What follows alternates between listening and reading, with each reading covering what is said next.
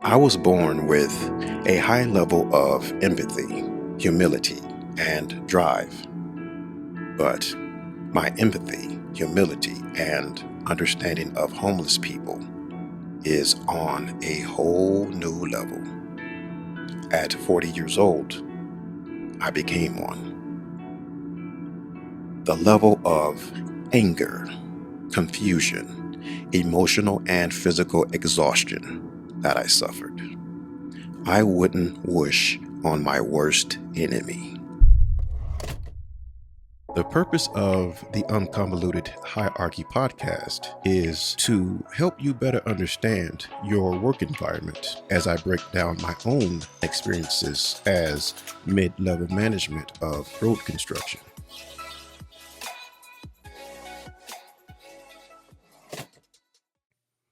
Greetings, navigators, and welcome back to the Un-Convoluted Hierarchy Podcast, the Can You Relate series.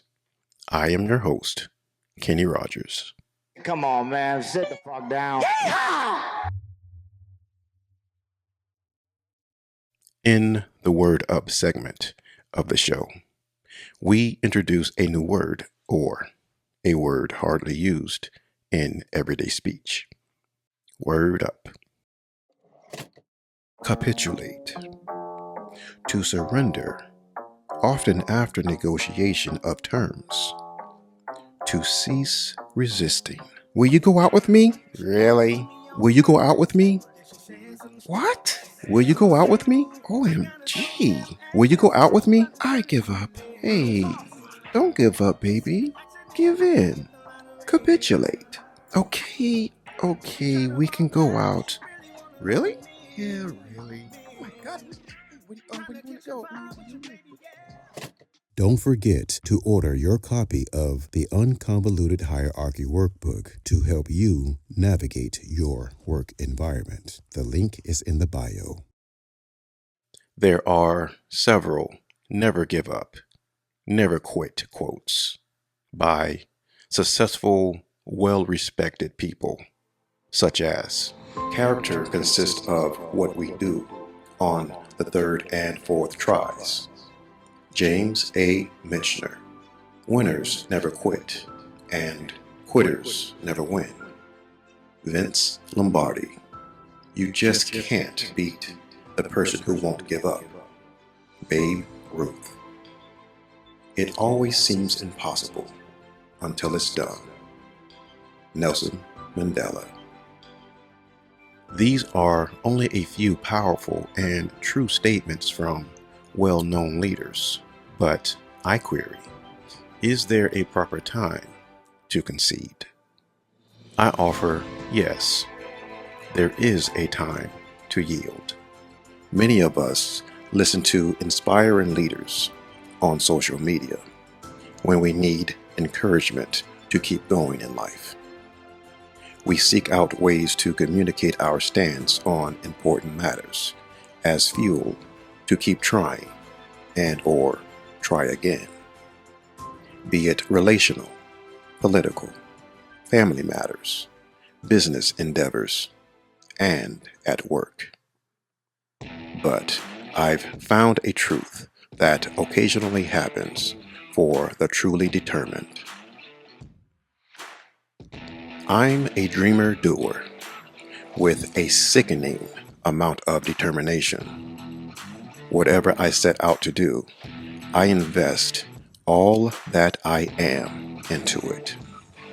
Period. I've had a lot of amazing success in many endeavors. Early on in my life, whatever I decided to do, I didn't believe I couldn't. I honestly never considered boundaries or limits. For a time, I didn't employ the idea of believing that I could. I just did it. The things I accomplished often had people in my life, at the time, puzzled.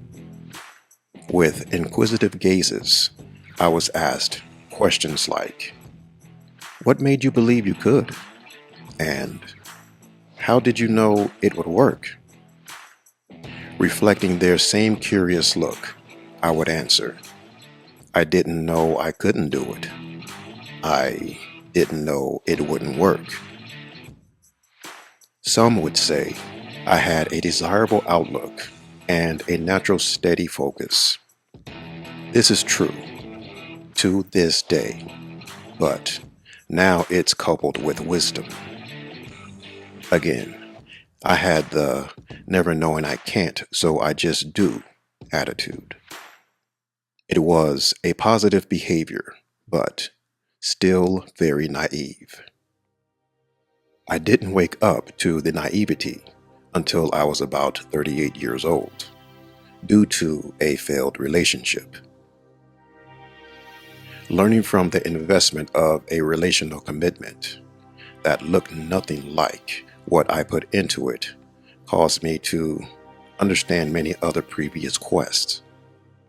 When the lights, bells, and whistles finally went off in my head, a flood of understanding emerged.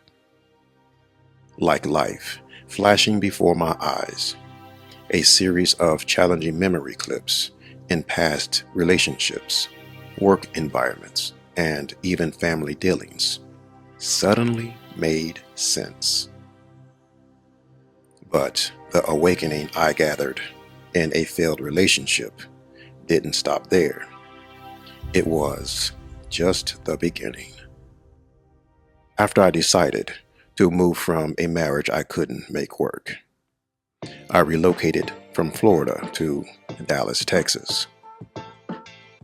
Prior to the move, I was already heavily involved in a business I created. I had capital to sustain me during the adjustment phase in a new location. So all I had to do was what I've always done. Just get out there and do it. I had no doubt I would make things work in my new environment. I mean, it worked before, even under very difficult circumstances. And besides, I always land on my feet. So I lean into my natural belief and steady focus of determination. I got this. Fast forwarding 6 months, I not only couldn't find a client, I literally couldn't give my services away pro bono. Respectfully, I was on the same level or better than my local competitors. All right. I've tried everything, and now my capital is running out. Okay, time to shift gears. I've got to find a job. Throughout my life, from the age of 13, I never went a week without work. If one job didn't work out, I had a new one in 3 days or less. This is Dallas. There's a ton of open opportunities out here. I've got this. For 3 months, my job was looking for a job, and still no job. What the hell is going on? Here is where I started a party I never thought I would attend. Pity. Gosh, I'm a good man. I try with everything I've got. I love to love and give my all to a woman. I went in with intentions of us, we, team, power couple. And after all the faith, patience, and effort, I ended up with just a roommate. And the marriage still ended. I've given lectures on business development, and I can't even make my business work. With all that I can prove I know how to do well, I can't find a job.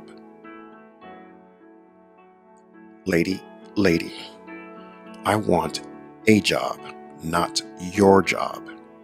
Why are you acting intimidated? God, I didn't quit. I would never do that. I just don't know what else to do.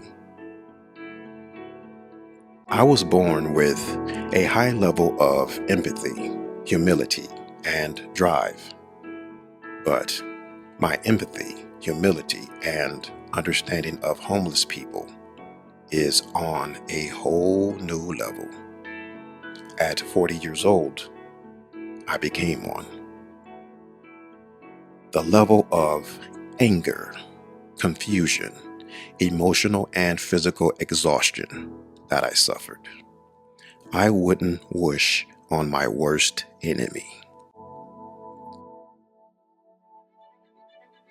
Notwithstanding, all people of greatness had to make a stop at the point of believing there is no way life will ever work out. Even at my lowest, I understood this, but it damn sure didn't make the interim to greatness any easier. Standing in the midst of the darkest moment of my life, I was exhausted and confused, so I conceded to the moment. There is nothing else I can do. The moment I knew there was nothing else I could do, things began to work. I was 42 years old. Only 5 months after finally finding an amazing work opportunity, the only way anyone would know I was once homeless is if I told them.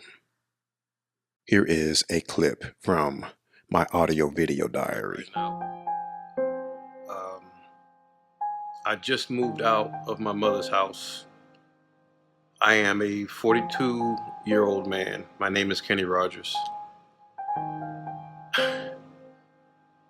I just went through over 2.5 years, almost 3 years in March of pure hell. God snatched the rug out from up under me, and I really went through it. All that I ever tried did not work, and I'm just now able to,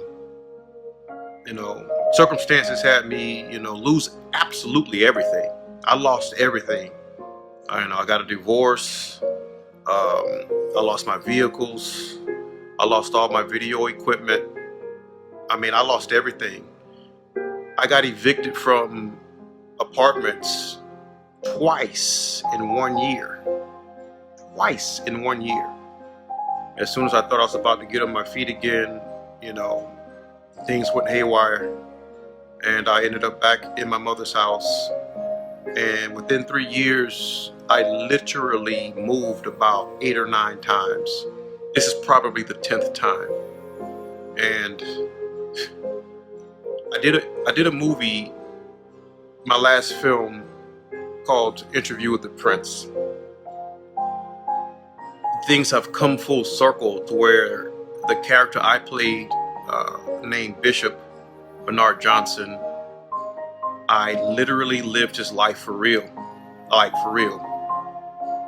To bring it home for you, I am in the exact hotel right now that I filmed Interview with the Prince.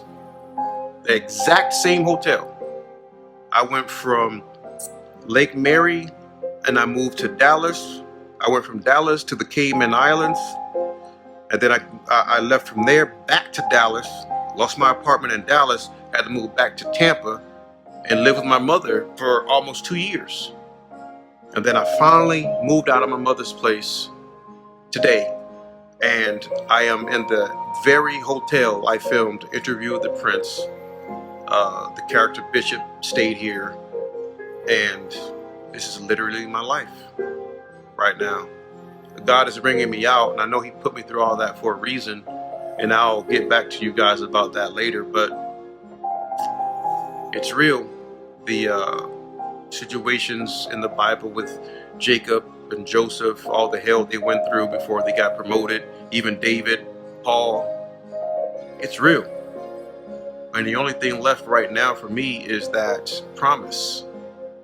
Right now, I got a really good job as a filmmaker. I'm sorry, I'm supposed to be a filmmaker.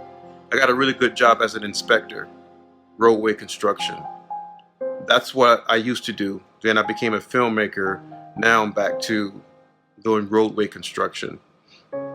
Really good job. The money's good, but I got to start from scratch. I'm living in a hotel right now. So I mean, I've been through things that I never thought in my life I would have to go through, but I made it. And the only thing left is my promise. I am truly grateful for my job right now. I got a brand new truck, a Ford extended cab F-250, 5-seater.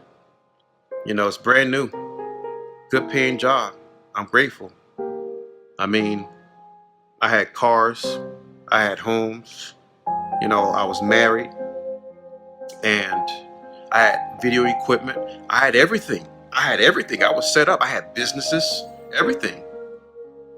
But this is what I own. That, what you see in the corner, right there, is all I own. This is the hotel that I'm staying in. The very place that I filmed my last feature film. Everything that I own could fit right there in the corner in virtually like 3-4 bags. But I lost everything. But at least I know everything that I get back will be brand new. I still have faith.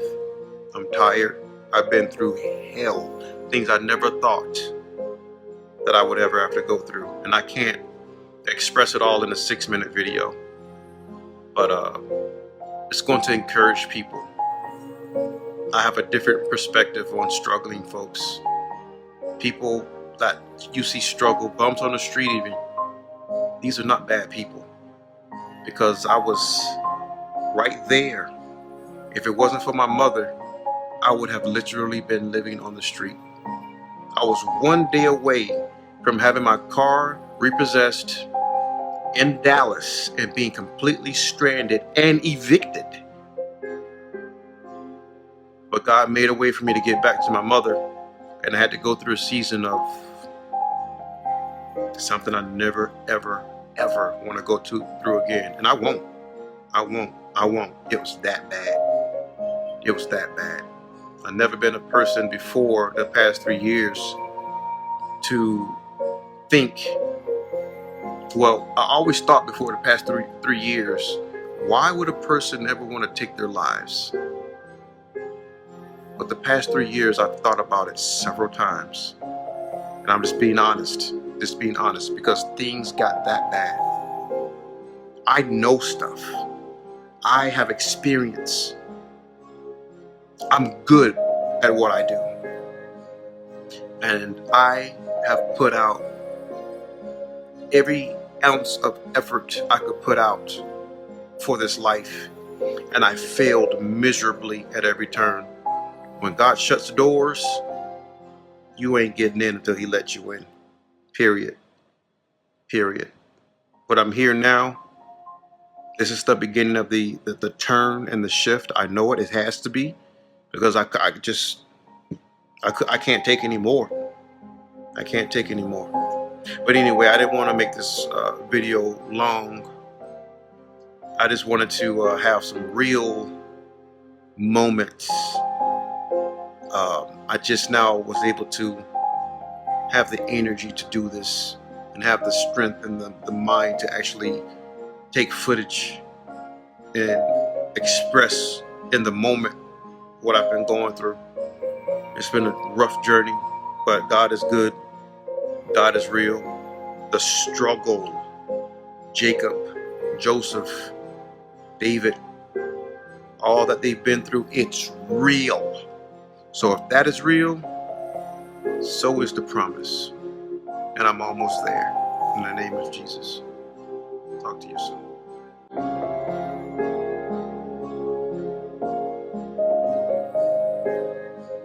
The moral of the story is you have to give everything you have to what you believe is for you. You have to try your hardest to make or keep things right. Yes, you have to just do it and never give up. But there are some things you will face that you can't fix because you're not supposed to. Call it God, universal law, good or bad luck.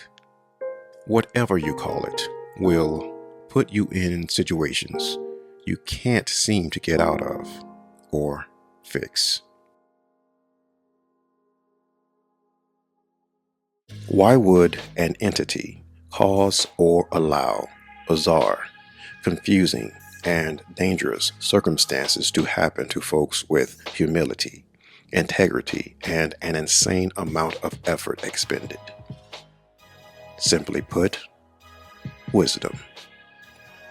Just because you believe or even know you can doesn't mean you should.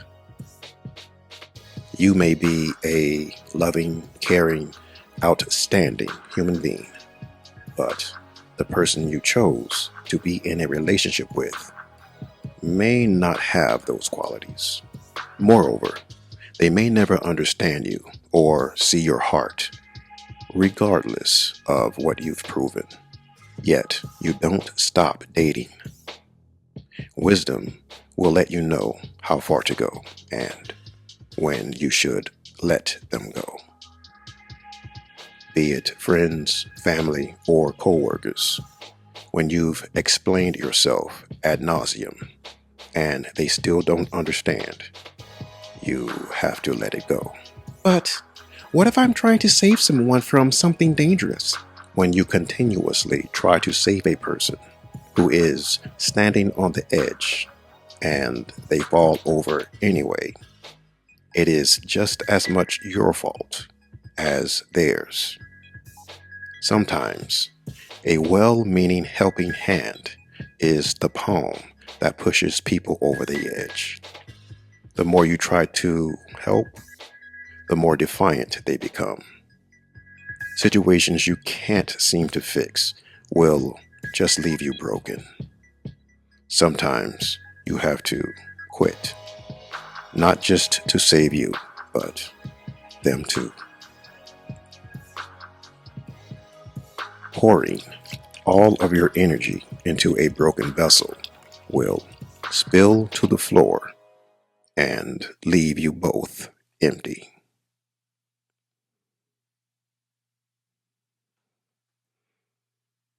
I'm out of time, but here is a clip of what to expect in the next episode of the Un-Convoluted Hierarchy Podcast. Giving someone authority is like giving someone a license to kill. Not always a physical death, but people with even superficial power can kill the soul of a man. Sadly, this is nothing new and happens all the time. Just because someone was put in a position of authority does not mean they know best. Don't forget to order your copy of the Un-Convoluted Hierarchy Workbook to help you navigate your work environment. The link is in the bio. It's easier to keep up with new episodes when you click the follow button and turn on notifications. Remember, fellow navigators, circumstances don't change. You do. See you next time.